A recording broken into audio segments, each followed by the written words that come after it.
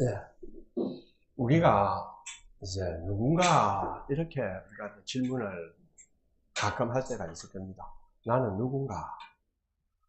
그런데 오늘 읽은 구절을 보면 나는 분명히 이 땅에 정착해 살고 있고 또 우리의 삶의 대개 스타일이 자라고 커서 빨리 직장 잡아서 결혼해서 자식 낳고 다 정착해서 사는 것이 우리의 이제 삶의 모습입니다. 그런데 난데없이 성경은 우리의 정체성을 나그네라고 이야기합니다. 다 믿음을 따라 죽었으며 약속을 받지 못하였으되 그것들을 멀리서 보고 환영하며 또 땅에서는 외국인과 나그네라 그걸 정언하였으니 이렇게 말합니다. 믿음의 선진들의 삶을 묘사하기를 그들은 나그네다 이렇게 해요. 인생이 나그네라 하는 개념을 제가 처음 듣고 아주 신기하게 생각한 적이 있었습니다. 그때가 언젠가 하니까 중학교 2학년입니다. 지금도 그 내가 누웠던 그 조그만 방 그때 하늘이 하얗고 하는 이제 아주 별빛도 보이고 하는 이제 그 기억이 나는데 외갓집이었습니다. 밀양이죠. 그때 아마 외삼촌이 보았던 책인 것 같은데 독일어 단편집을 번역을 했습니다.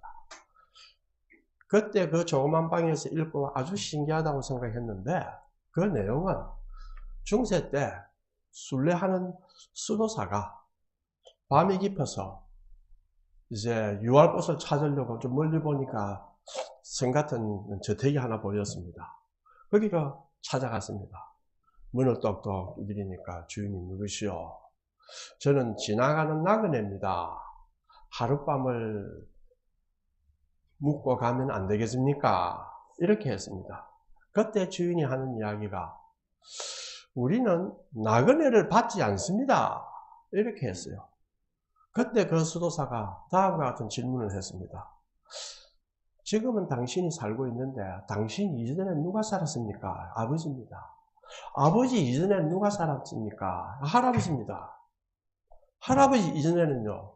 글쎄 또 누가 있었겠죠. 아 그래요. 그러면은 지금 이후에는 누가 삽니까? 하니까 내 아들이 살겠죠. 그럼 아들 이후에 누가 살겠습니까? 하니까 손자가 살든지 뭐 다른 사람이 살든지 하겠죠. 이렇게 했습니다. 그 답을 듣고 수도사는 그러면 당신도 이 집에서 영원히 사는 것이 아니고 잠시 머물다가 가는 나그네가 아닙니까? 이래 했어요.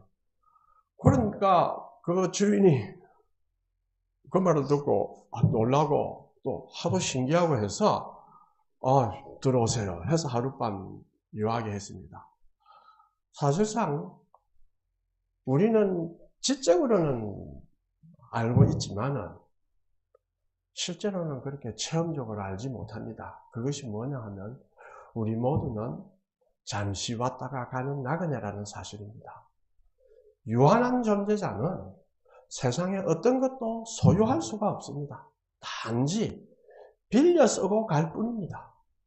자기 것이라고 부를 수 있는 것은 없습니다. 모든 사람은 나그네에 있는 순례자입니다. 그렇다면 성경이 말하는 우리 기독교 신앙인의 삶의 모형은 무엇일까요? 바로 순례자라는 것입니다. 이것이 우리의 삶의 모델입니다. 하나님이 예비하시는 성을 기다린다는 것입니다.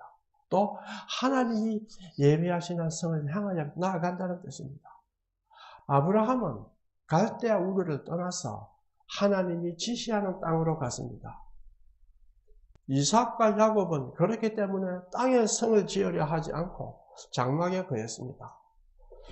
역사에서 이 순례자의 개념을 영적으로 성화시키고 문학적으로도 그 의미를 참 잘 보여준 두 사람이 있습니다. 한 사람은 중세 후기에서 르네상스로 넘어가는 격동기의 시기에 살았던 유명한 신곡을 쓴 단테이고 또 하나는 17세기 청교도가 탄압받을 때에 활동한 존 번얀입니다. 그의 명작 철로역정은 기독교인의 삶 전체를 순례자의 길로 묘사해서 소설을 만들었습니다.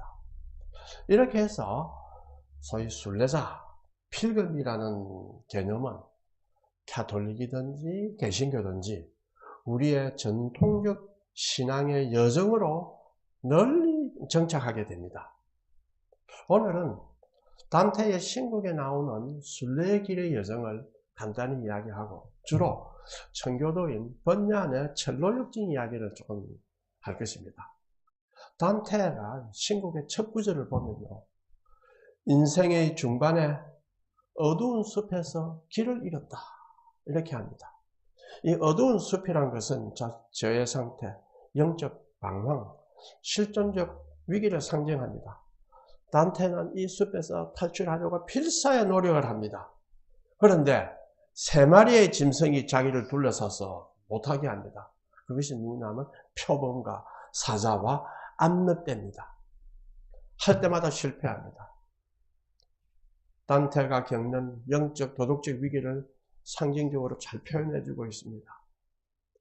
표범은 음욕, 속임, 기만, 사치와 유혹을 상징하고 사자는 야망, 교만, 폭력을 상징합니다. 암늑대는 탐욕, 절망, 탐심을 상징합니다. 특히 단테는 이 암늑대는 지옥에서 가장 깊은 죄의 뿌리를 또 상징한다고 합니다. 단테가 자기의 힘으로는 도저히 나갈 수가 없다가 이 짐승들 앞에서 절망에 빠져 있었습니다. 그때 영어로 하면 버질이라는 로마의 훌륭한 시인인데 베르길리우스라고 합니다. 라틴어로. 나타났어요. 단테야, 이 짐승은 어떤 무기를 가지고도 이길 수가 없다. 그 길로는 내가 나갈 수가 없다. 다른 길이 필요하다. 이렇게 했습니다. 죄 많은 인간은 하나님의 은총 없이는 아무리 네가 노력해도 그 죄를 벗어날 수 없다는 것입니다. 은혜의 개입이 필요하다. 이렇게 해서 베르길리우스가 단테를 데리고 지옥과 연옥으로 이끌어갑니다. 보통 죄를 짓는 사람은 그것이 얼마나 비참한가를 잘 모릅니다. 주님의 십자가의 고난은 죄가 얼마나 무서운 것인가를 깨닫고 나면은 참 참회하고 눈물 흘릴 만한데 잘 모를 때는 그게 잘 몰라요. 그런데 지옥 여행을 딱 시키니까 단테가 죄가 무엇인가를 인식하게 됩니다. 그리고 죄에 빠졌을 때 인간이 얼마나 비참해지는가, 내가 얼마나 비참한 삶을 살았는가 하는 것을 체험합니다. 다시 이제 베르길리우스가 연옥으로 인도합니다. 거기서 영혼을 정화하고 회개하고 참회의 덕의 훈련을 합니다. 그리하여 죄의 흔적을 씻습니다. 그리고 이제 천국권을 순례하는데 여기서는 베르길리우스는 떠납니다. 떠나가 누가 나타나느냐, 여러분 어릴 때부터 많이 들었죠. 베아트리체가 나타납니다. 이 베아트리체는 하나님의 은총이란 무엇인가, 계시라고 하는 것이 무엇인가, 하나님의 사랑이라는 것이 무엇인가 하는 것을 가르칩니다. 그러고 난 후에 베아트리체가 떠나고 우리가 잘 아는 베르나르가 나타나서 하나님의 빛을 지성이 아니고 지적 응시하는 관상을 가르칩니다. 그래서 이 단테의 신학이 나오는데 인간성과 신성이 하나된 그리스도를 보았다고 단테가 선언합니다. 그러면서 거기서 깨달은 것이 뭐냐, 사랑이 태양과 다른 별을 움직이듯 나의 의지도 그 사랑에 의해서 움직였다. 이렇게 하면서 신곡은 끝이 납니다.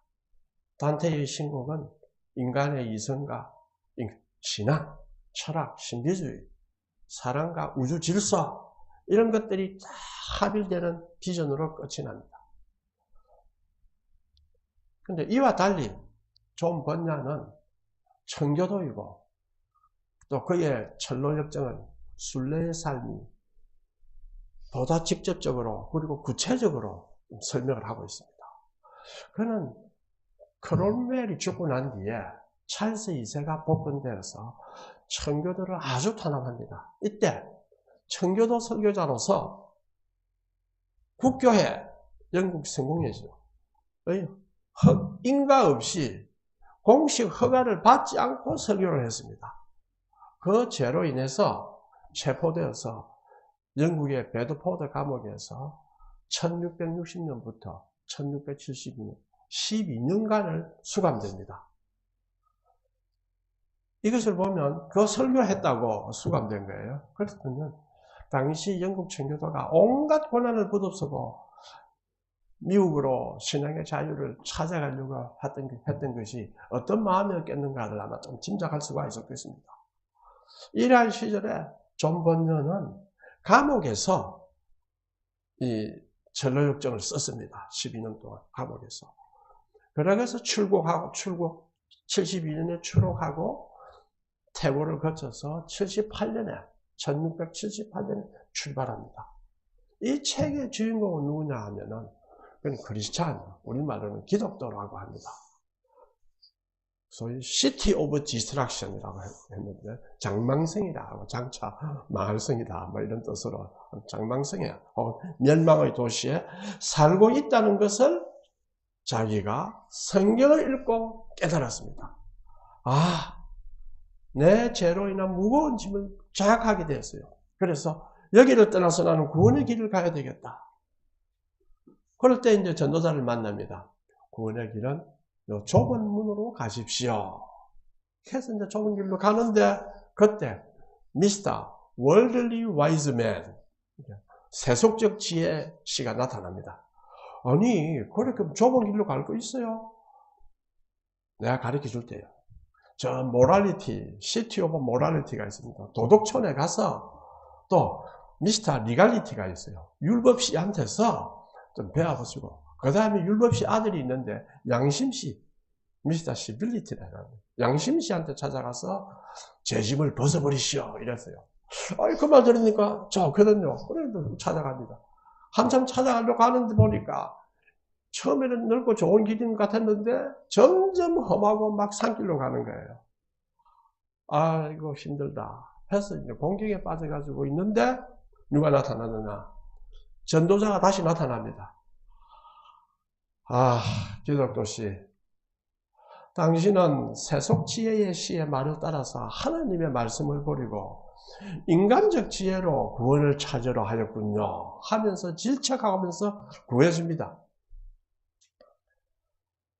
기독교는 또 가다가 발을 헛디뎌서 절망의 늪에 빠집니다. 이 늪은 죄를 깨달은 자가 느끼는 자책, 불안, 두려움의 소용돌이를 상징합니다. 길을 가다가 죄의 무게를 짓눌러서 내가 이렇게 막 죄도 많고 막 이런 사람인데 내가 거기 가서 되겠나 하는 절망이 오지. 왜? 마음이 편안하게 항상 안 되거든요. 그런데 이제 그 늪에 빠지니까 자기 힘으로는 아무리 헤엄쳐도 못 나옵니다.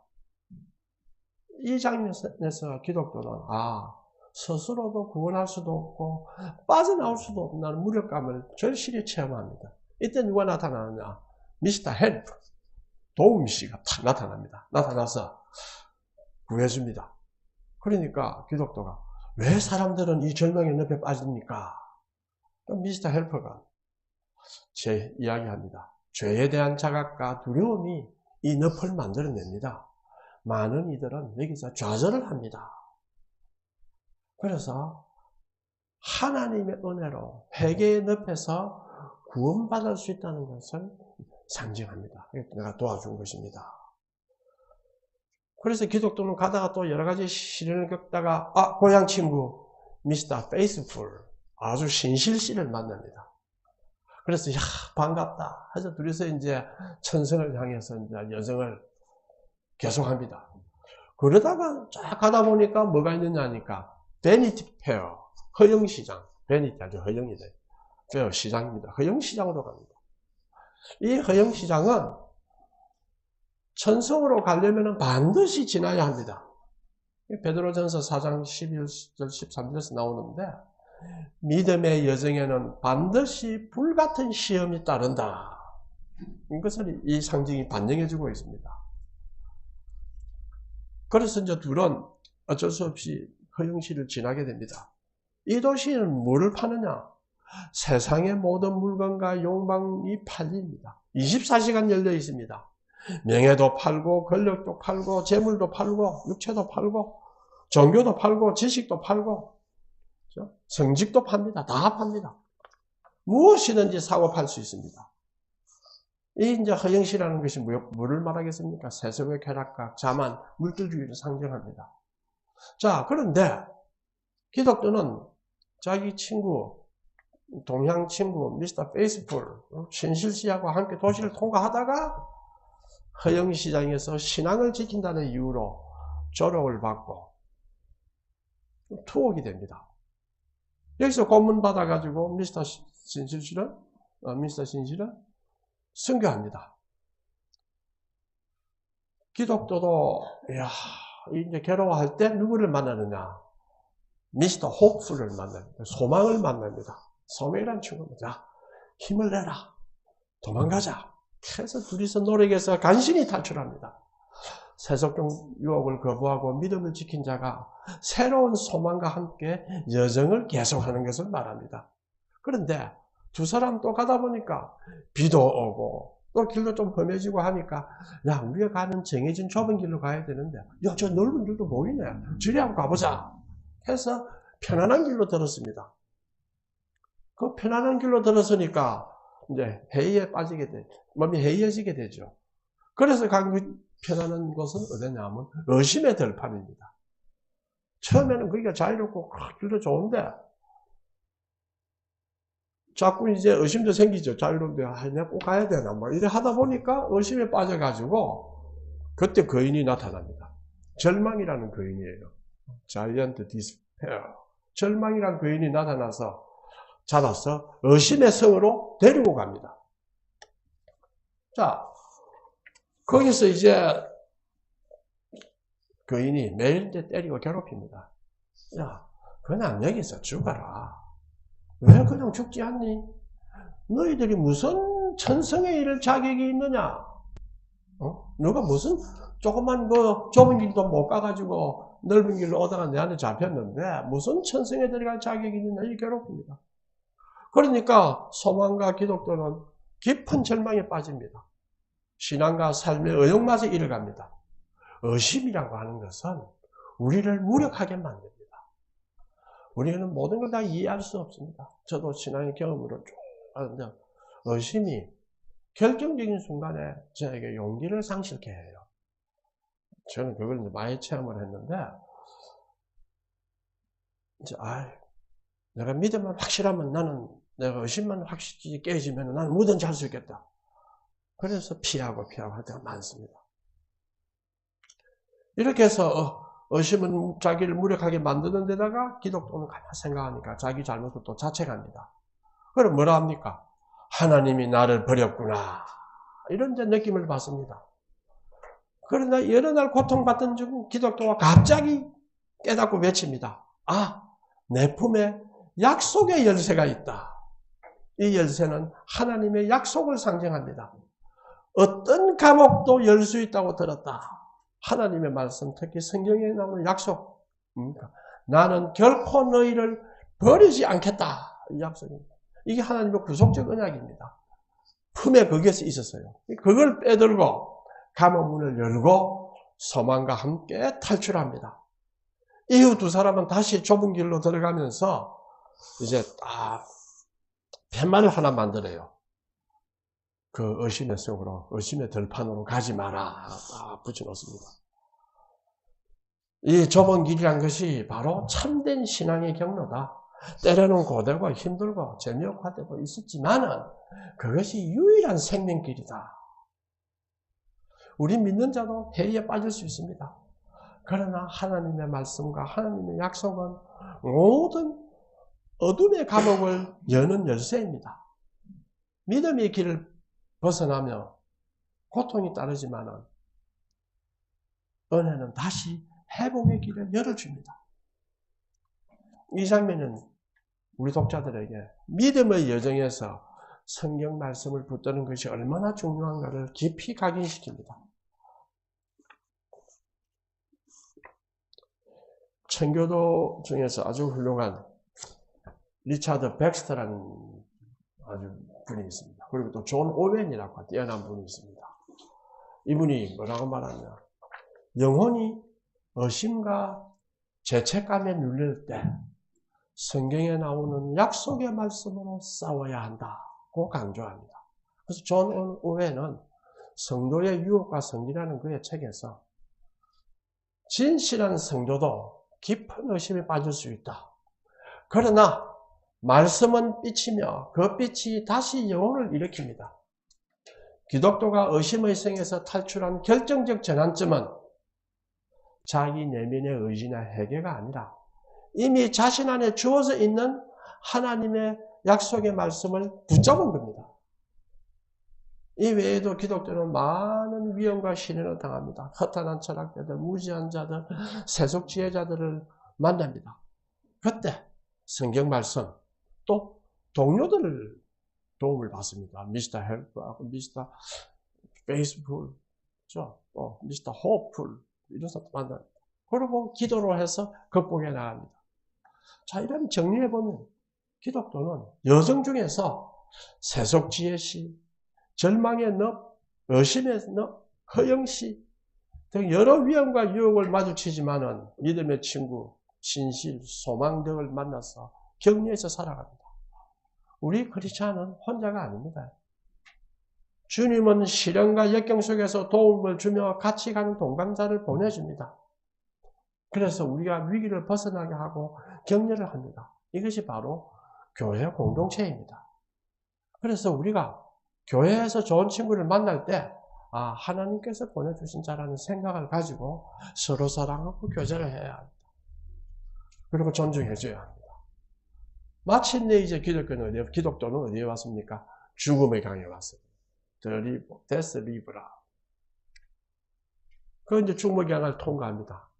제 기억에는 물속에 빠지니까 막 숨도 못 쉬게 되고 하는 그런 장면도 묘사가 되는데, 그래서 죄의 짐에서 해방된 상태로 이제 천성에 도착해서 영원한 안식을 누린다는 것이 끝인데, 그런데 이제 천성문에 도착했어요. 했는데 갑자기 뒤에서 누가 나타납니다. 누구냐?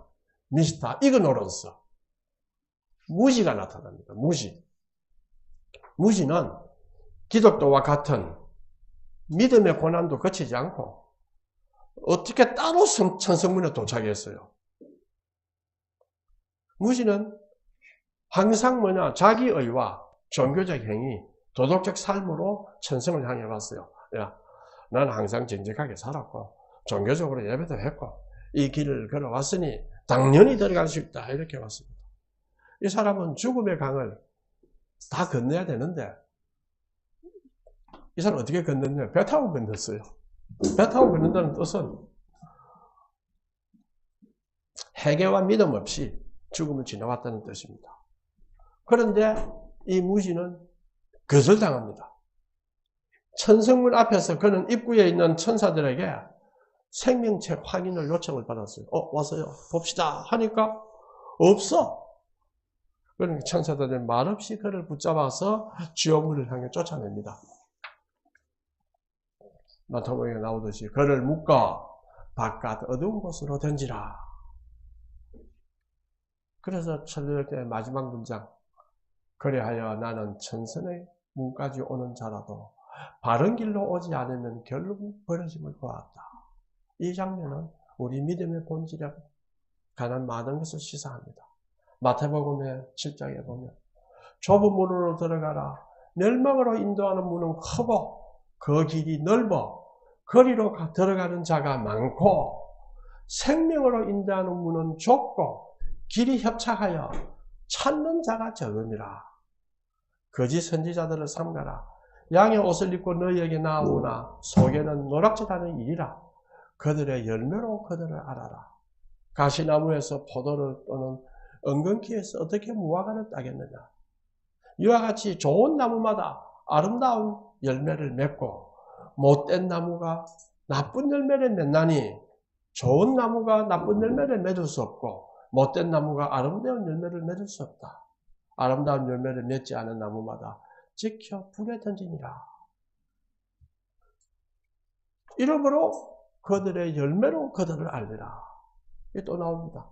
나더러 주여 주여 하는 자마다 다 천국에 들어갈 것이 아니라 다만 하늘에 계신 내 아버지의 뜻대로 행하는 자라 들어갑니다. 그날에 많은 사람들이 나더러 이르되 주여 주여 우리가 주의 이름으로 선지자 노릇하며 주의 이름으로 귀신을 쫓아내며 주의 이름으로 많은 권능을 행하지 아니하나이까 하리니 그때에 내가 그들에게 밝히 말하되 나는 너희를 도무지 알지 못하니 불법을 행하는 자들아 내게서 떠나가라. 존 번자는 이 책에서 다음과 같이 선언합니다. 천성에 이르려면 반드시 은혜와 믿음으로만 가능하며 자기 의와 형식적 신앙은 결국은 멸망으로 이끈다. 그래서 이사야분의 청교도 신앙은 거짓된 회심과 죽은 믿음에 대해서는 강한 경계를 이야기를 합니다. 그리고 미스터 이그노런스, 무지는 자기의 종교적 위선, 복음에 진정하고 감격이 없는 인간 상태를 표현해주고 있습니다. 리차드 백스터는 하나님의 법을 존중하는 것으로는 충분치 않다. 그리스도를 의지하지 않는 한 모든 순종은 헛된 것이다. 라고 합니다. 우리는 이 땅이 영원한 거처가 아니라 더 나은 본향을 사모하는 순례자입니다. 주님도 역시 이 땅에서는 이방인이었습니다. 여우도 굴이 있고 공중에 나는 새도 집이 있으되 인자는 머리 둘 곳이 없다. 그렇게 했습니다. 그러니 우리는 누구겠습니까? 이러한 고난 당하신 주님과 더불어 순례자입니다. 우리는 기뻐해야 합니다. 그런데 우리가 이 순례의 길을 행할 때는 두 가지 문제가 있습니다. 하나는 주님, 그러면 내가 이 땅에 사는 것은 뭡니까? 이 땅은 나에게 어떤 의미가 있습니까? 이것은 본향 가기 위해서 어쩔 수 없이 지나가야 할 장소입니까? 또 하나는 나그네라고 하면 이제 문화가 다 다른 것을 다 통과합니다. 정착하는 사람은 그 문화가 주는 가치관과 그 문화가 주는 세계관 속에서 안주를 하면 됩니다.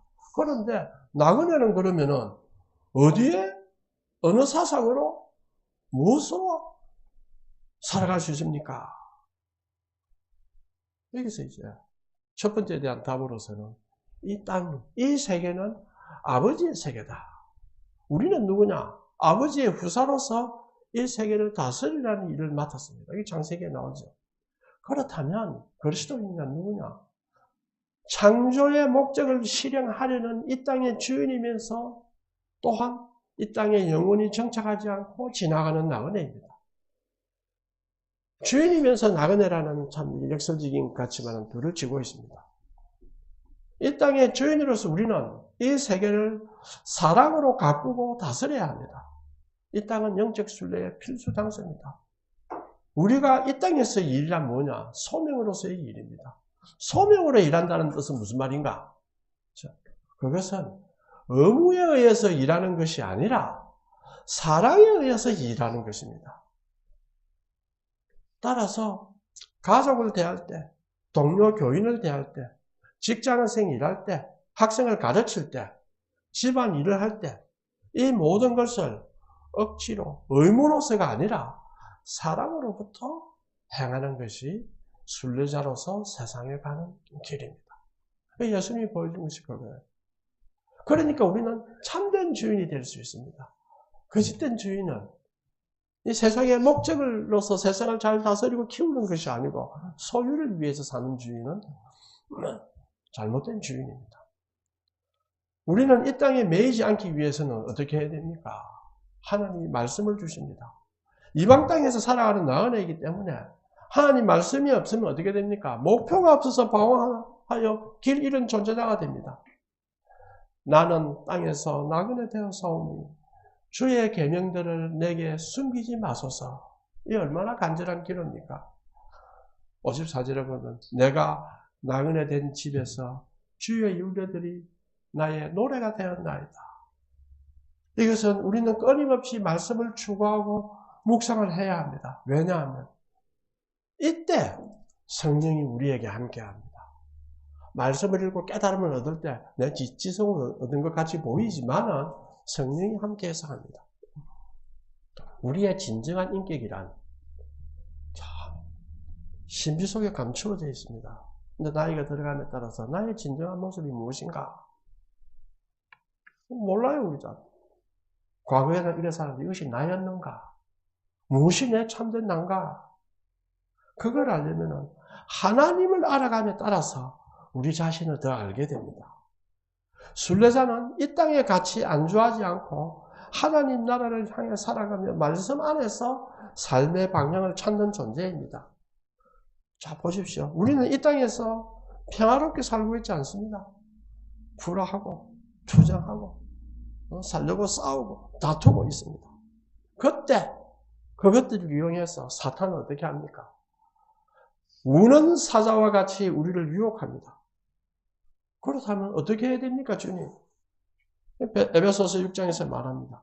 우리의 시험은 혈과 육을 상대하는 것이 아니요 통치자들과 권세들과 이 어둠의 세상 주관자들과 하늘에 있는 악의 영들을 상대합니다. 우리가 주위의 사람들과 싸우고 할 때 불편하고 기분 나쁜 사람들을 만날 때도 내가 저 사람하고 싸우는 것이 아니다. 저 사람 배후에서 저 사람을 잘못 인다고 괴롭히고 하는 악한 영과 싸우는 것이다. 이런 생각에서 마음을 다시 바꾸면은 정오심과 분노심이 좀 사라집니다. 또 그들이 공격을 막기 위해서는 어찌해야 되느냐? 그래서 이제 갑옷을 입어라. 전신에 갑옷을 입어라. 그래야 상처를 안 입는다. 마음으로 막 공격하잖아요. 자가 저럴 수가 있나? 이렇게 막 공격을 받아요. 전신갑주를 입으면은 공격을 받아도 약간의 아플 수는 있지만은 상처를 입지 않습니다. 상처는 마음 깊은 것을 우리를 오랫동안 괴롭히는 거예요. 그것이거든요. 그러나 우리가 말씀으로 전신갑주를 입으면 상처를 입지 않습니다. 그리고 그 모든 것 위에서 뭐를 가져야 되느냐? 믿음의 방패를 가지라. 그러면은 악한 자들이 불화살을 쏘옵니다. 친구들과 대화를 한번 할 때 보면 우리가 오해할 때도 있고 해서 그럴 수도 있고 또 진짜 그럴 수도 있고 한데 아주 아픈 말들도 많이 듣거든요. 또 아픈 상처 입힌 소리를 많이 듣습니다. 그때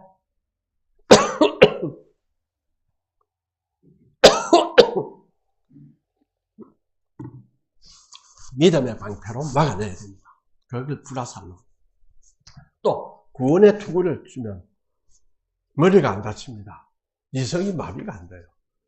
분노하면 이성이 마비가 되는데 구원의 투구를 썼다면 이성이 마비가 되지 않습니다. 기독교적 지성으로 자세히 보게 됩니다. 또 성령의 검. 성령의 검이 뭡니까? 하나님의 말씀입니다. 하나님의 말씀을 가져서 사탄의 공격을 막아라. 그리고 또 사탄을 쳐 부숴라. 그리고 또 모든 기도와 간구를 하되, 이 간구를 해야 됩니다. 왜 우리한테 필요한 게 있지 않습니까? 그렇죠. 간구를 해야죠. 간구를 하십시오. 그러면 잘못된 간구도 있을 것이고 또 좋은 간구도 있습니다. 그러나 열심히 기도하고 간구하면 하나님이 바로 이끌어줍니다.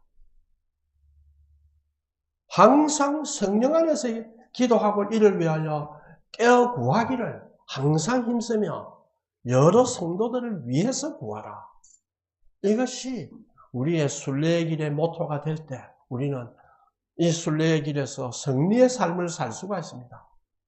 우리가 하루하루를 살아가야 되고 한 걸음씩 한 걸음씩 살아갑니다. 마찬가지로 이번 한 주간도 말씀과 기도로 승리하면서 살아갈 수 있도록 함께 통성으로 기도하겠습니다.